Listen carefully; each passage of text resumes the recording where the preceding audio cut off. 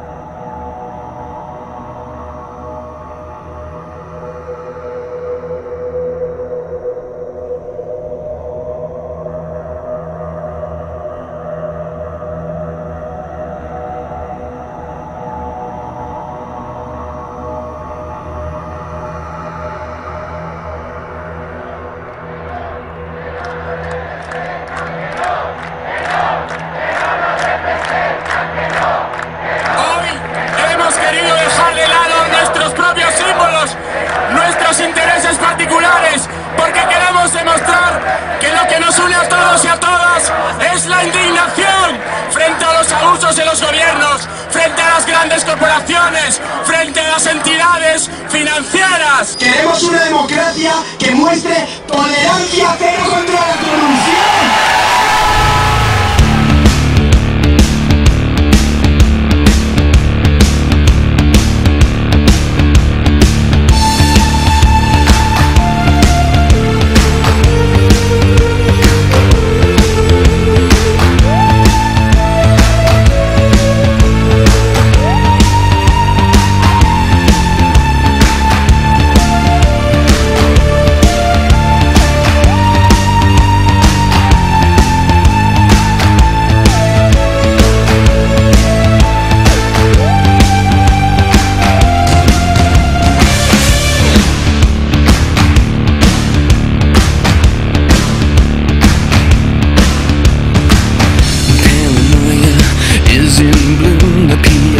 Transmissions will resume. I try to push, try to keep us all down.